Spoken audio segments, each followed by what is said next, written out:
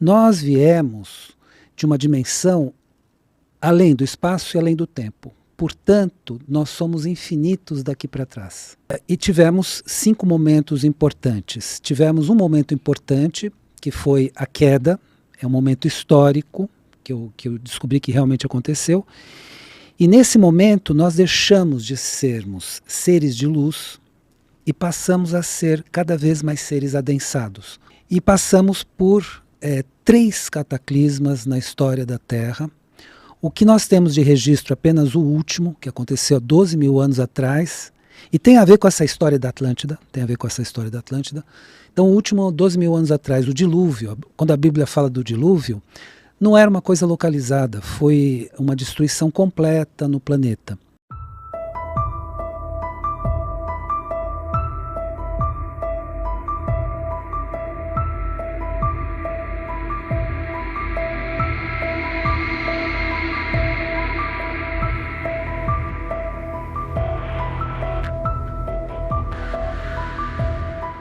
Então, eu sou doutor em psicologia social pela USP, mestre em psicossomática pela PUC, sou psicanalista e sou psicólogo. E estudo há mais de 40 anos esse tema da origem da Terra e o tema específico da Atlântida, que eu entendo que é um tema muito importante para que as pessoas tenham esclarecimento. E depois de 40 anos de estudos e pesquisas, porque tudo que eu coloco no livro, eu ou tiro de uma pesquisa científica ou de textos antigos. Então eu faço uma mescla de textos antigos e pesquisa. E cheguei a dados muito importantes sobre a Atlântida que quero trazer, compartilhar aqui com você. Então vamos começar pela origem da humanidade. Uma pergunta assim, extremamente complexa e ampla, em várias teorias aí rolando, teoria da conspiração, teorias mais científicas. Então vamos iluminar isso aí pra gente. Então vamos lá, depois de muito tempo de reflexão, eu entendo que a nossa origem é a seguinte: nós realmente viemos de uma inteligência superior, vamos chamar dessa forma, e nós viemos de uma dimensão além do espaço e do tempo. Então, eu entendo o seguinte: no Gênesis, ele estava falando com um povo muito simples, povo de pastores, agricultores, então tiveram que explicar as coisas de uma forma muito simples. Mas hoje, nós já podemos explicar de uma forma mais complexa. Nós viemos de uma dimensão além do espaço e além do tempo. Portanto, nós somos infinitos daqui para trás. Isso talvez seja um pouco difícil a pessoa, num primeiro momento, digerir. Mas nossa origem é essa. Então é no infinito no tempo e no infinito no espaço. Então nós viemos da eternidade e do infinito. E viemos para este planeta aqui.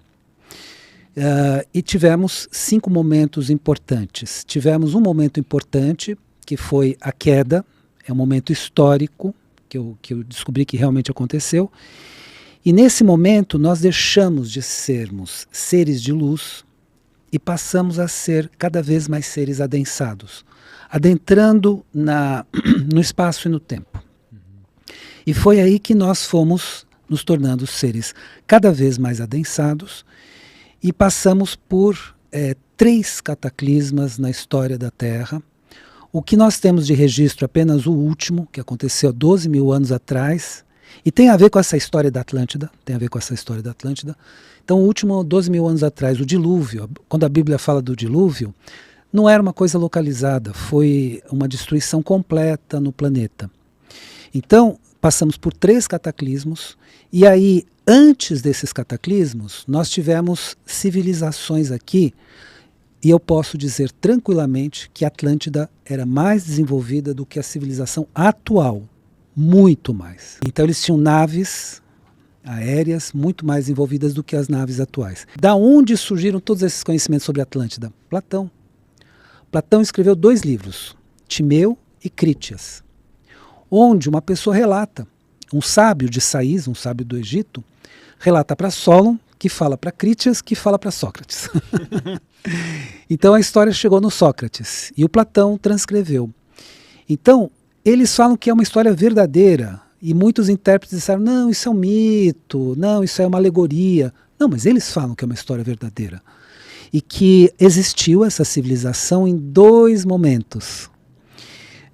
De 70 mil a 12 mil anos atrás, nós temos o último período histórico que houve a civilização, eu vou chamar de idade ou era dos heróis, então de 70 mil a 12 mil anos atrás, civilização Ilha Atlântida. E antes de 200 mil a 70 mil anos atrás, teve a civilização Atlântida. Então, essas 2 civilizações foram muito avançadas e Platão descreve basicamente a civilização Ilha Atlântida, que tinha como um grande líder, se chamava Casemir Poseidon.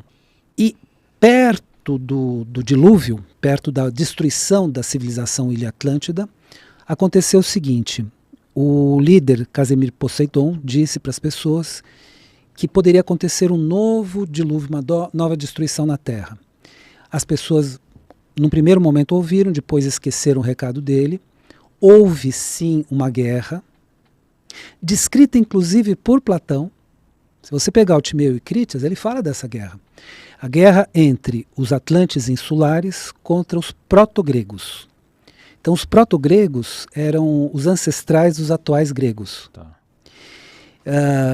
Essa guerra foi uma guerra de grandes proporções, era uma civilização de elevada tecnologia, foi uma guerra de armas nucleares, sim, e que destruiu todo o planeta. Aí você pode dizer assim, mas André, como é que você sabe que destruiu tudo? Se você procurar no texto Gênesis, diz que todos os seres vivos morreram. Então o dilúvio, essa grande destruição, não deixou ser vivo aqui. A humanidade teve que começar do zero, na idade atual, que eu chamo de idade de ferro, seguindo uma cronologia antiga que não tem nada a ver com a arqueologia clássica, é uma nova arqueologia que muitos cientistas do mundo seguem. Então nós começamos do zero. Só que todos os conhecimentos sobre essa antiga civilização estavam na Biblioteca de Alexandria. E esses conhecimentos, os poderosos não queriam que a população conhecesse. Por isso que a Biblioteca de Alexandria foi queimada tantas vezes. Então lá, por exemplo, tinha um livro de Hermes Trismegisto, que era conhecido como o livro de Thoth ou o livro da sabedoria. E nesse livro falava de todos os poderes espirituais do ser humano. Os poderosos não quiseram e não querem ainda hoje que o ser humano descubra o poder que tem dentro de si. Então por isso queimaram aqueles livros e, infelizmente, os poderosos continuaram escondendo da população o poder que existe no interior de cada um. Então, aqui é uma síntese geral, desde o começo até o momento atual, passando pela Atlântida. Tá, vamos dar uma retomada, foi bastante coisa legal que você falou. Então, você, nos seus estudos, acredita então que, repete o que você falou, que a gente vem do infinito. Do infinito. É isso. Então, nós somos seres que éramos seres de luz. Tá. Como se fossem deuses, vamos dizer assim, ou semideuses. Sim, eu gosto muito do termo anjo. Anjo. Que é um termo tão assim genérico que eu gosto muito desse termo. Então éramos como se fôssemos anjos. Éramos todos estelares e luz, assim. Luz. E aí tivemos a queda. A queda foi um momento em que o ser humano, e isso está muito na... Quem fala disso é o Plotino, um filósofo chamado Plotino. O ser humano, num determinado momento, resolveu fazer uma experiência. A inteligência suprema não negou em momento algum. A inteligência suprema nos dá total livre-arbítrio, né? Quisemos fazer uma experiência de vivermos afastados da inteligência suprema. E com esse afastamento nós tivemos a queda. E aí que começaram os nossos problemas, porque saímos daquela dimensão além do espaço e do tempo e fomos para as dimensões, para as 4 dimensões existentes, isso reconhecido pelo Einstein. Então, as 3 dimensões do espaço, então altura, largura, profundidade, e mais o tempo. Então, o Einstein coloca essas 4 dimensões. Existem outras pessoas que colocam 4ª dimensão como outra coisa, e a gente respeita, mas eu entendo que só a 5ª dimensão é que eleva a gente para as primeiras dimensões que superam espaço e tempo.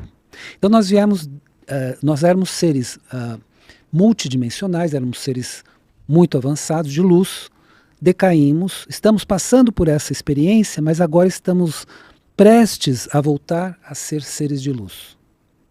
Então, o nosso trabalho não é uma pura evolução, como muitos pensam, mas houve uma involução e agora uma evolução.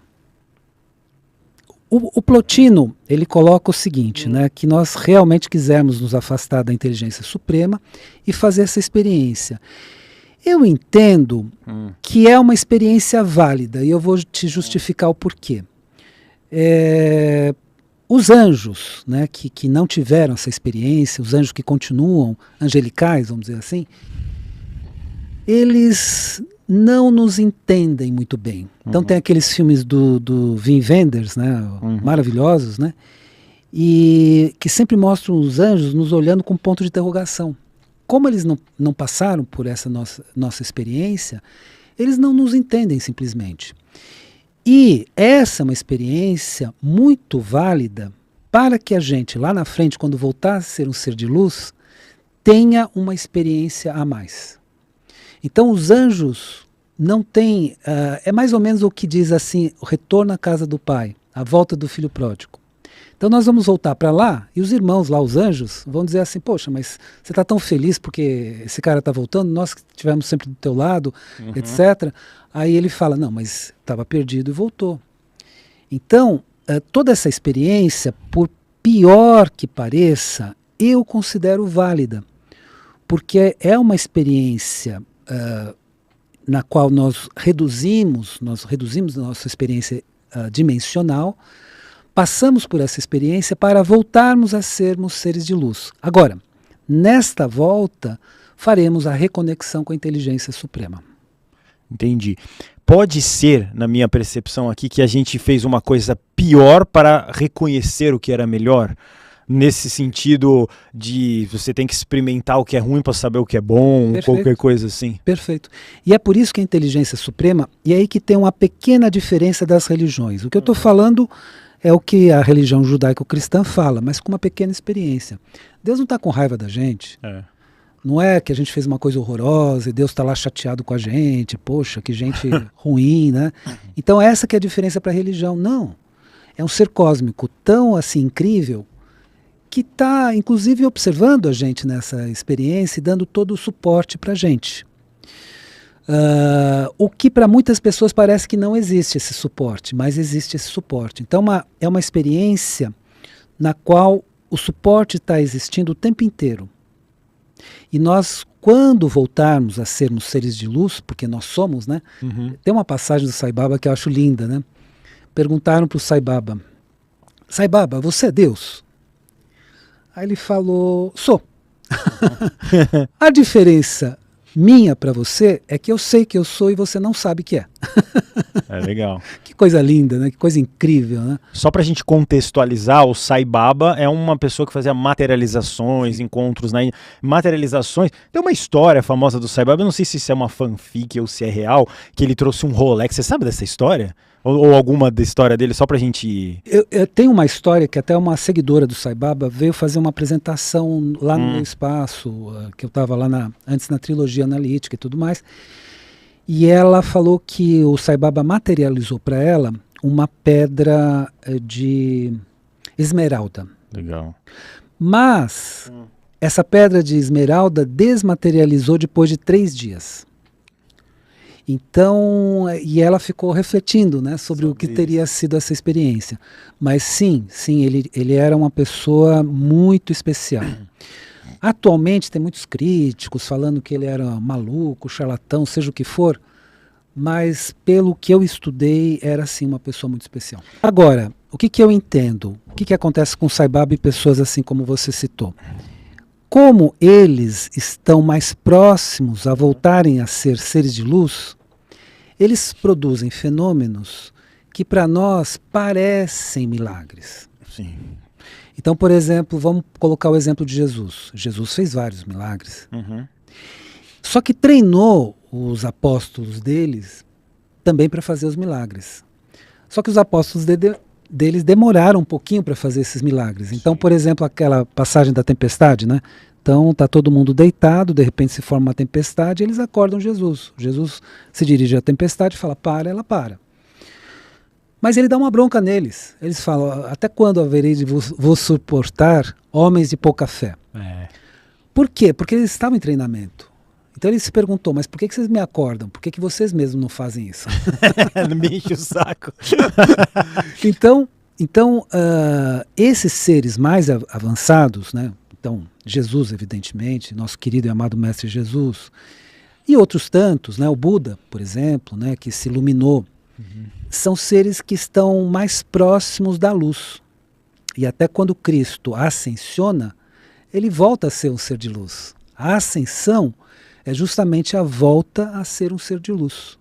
Então essa ascensão que ele falou que nós poderíamos fazer, porque ele disse, vocês farão coisas maiores do que as que eu fiz. Porque a religião, de novo, às vezes nos dá uma ideia muito errada. Ah, Jesus é um ser excepcional, você nunca vai chegar nem perto. Não é verdade. Ele falou, vocês farão coisas maiores do que aquelas que eu fiz. Então ele veio aqui para dar um exemplo. Olha, vocês querem ser um ser de luz? Olha, assim, assim, assim. Aprendam.